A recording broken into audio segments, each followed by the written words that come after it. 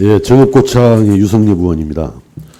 지금 조국 장관 문제가 채 매듭도 지어지지 않는 상황에서 또 이번에는 유재수 전 부산 경제 부시장 문제가 지금 다시 또 문제가 제기가 되고 있는데 매우 참 안타까운 일이고 유감스러운 일이다라고 말씀을 드리면서 비서실장님, 네. 지금 현재 자체 진상 조사를 하고 있습니까, 청와대에서? 예, 팩트 체크 차원에서 하고 있습니다.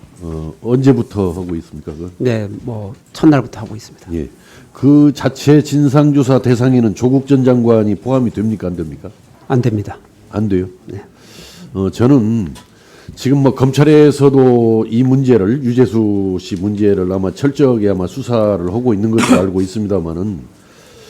저는 청와대가 좀 이 문제는 좀 더 신속하고 적극적으로 진상을 규명해서 밝혀내서 검찰 수사만 기다릴 게 아니고 이런 문제들이 질질 끌면서 일파만파 번지는 것은 국가 운영에 결코 도움이 되지 않는다 이렇게 생각합니다. 그래서 저는 조국 장관을 자체 진상조사 대상에다 포함시키지 않는 이유가 뭡니까?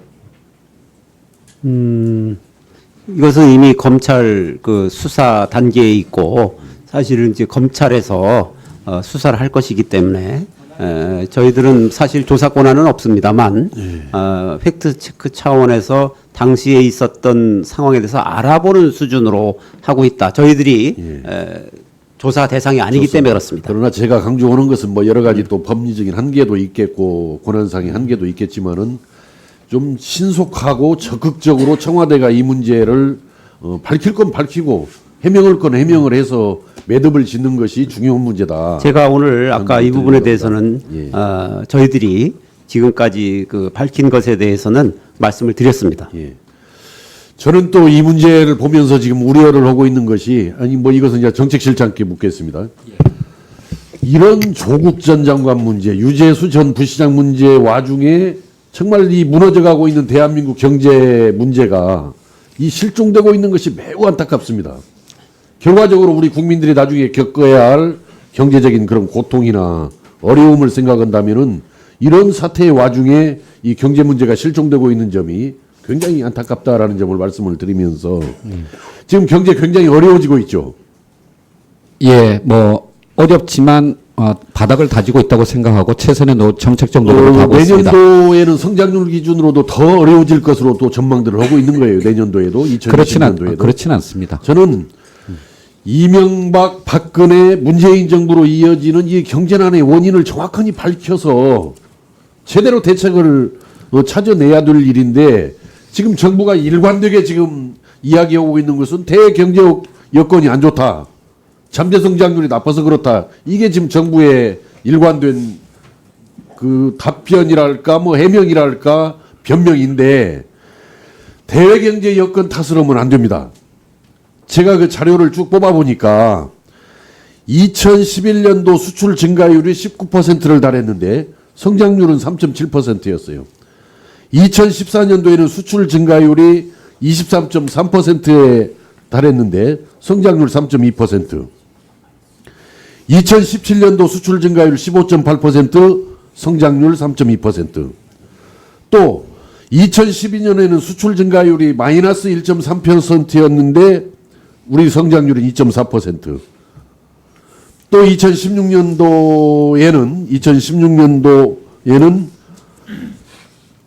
이 수출이 굉장히 떨어졌는데도 불구하고 성장률은 또 이렇게 올라가고 있단 말이죠. 그러니까 대외경제 여건 탓이라는 게 수출이 잘 안 된다라는 이야기 아니에요. 한마디로 이야기하면은. 네. 그런데 이 수출 증가율과 경제 성장률이 상관관계가 없어요, 거의. 그래서 대경제 여건 탓만 하는 것은 경제난의 원인을 잘못 보고 있는 거다. 그래서 차분하게 정부는 지금 그렇게만 대답을 합니다. 대경제가 안 좋아서 그렇다라고 그러는데 과거에 수출 증가율 내지는 수출 감소율과 경제 성장률 내지 경제 성장 감소율을 한번 자료로 그냥 쭉 뽑아서 한번 연도별로 비교를 해보면은 대경제 여건 탓이 얼마나 허구적이라는 것을 알 수 있는 겁니다. 이건 경제 관료들의 변명이에요. 이것은 실제 시연된 걸 보시라니까 이 부분을. 예. 그래서 이 원인을 차지하지 대외경제 여건 탓만 하고 있는 사람들은 이건 정직하지 않은 사람들이에요. 그 자료 보시면 금방 알 겁니다. 예.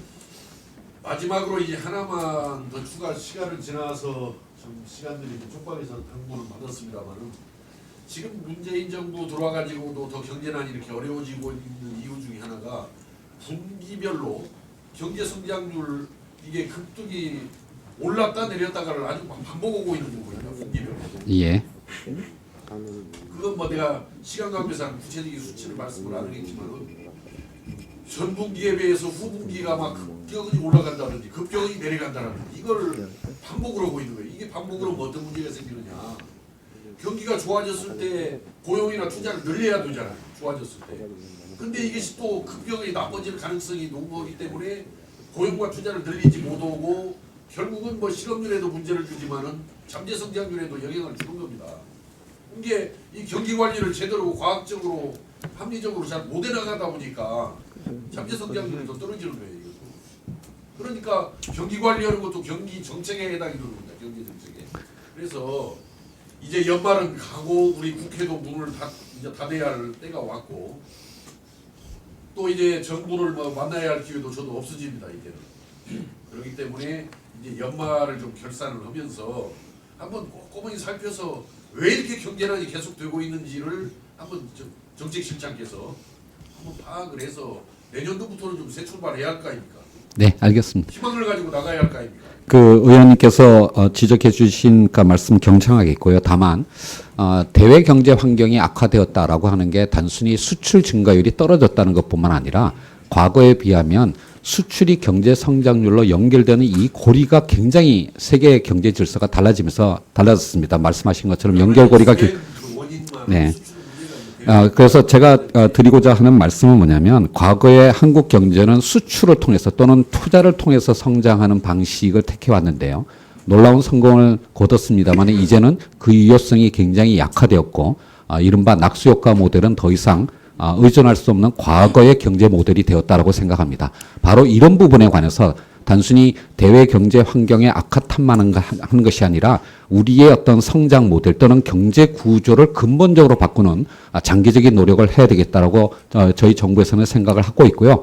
바로 이러한 측면에서 분기별 어떤 성장의 어떤 등락이라는 그런 단기적인 시야, 그 경기 관리뿐만 아니라 더 나아가서 중장기적인 생산력을 제고시키는 그런 노력도 꾸준히 하고 있고요. 앞으로도 더 열심히 하도록 하겠습니다. 더 당부드리고 싶은 말씀이 있지만 시간이 많이 예. 초과가 돼서 다음 기회에 말씀을 드리겠습니다. 네. 이상입니다. 예, 수고하셨습니다. 다음 윤소아 의원님 질의해 주시기 바랍니다.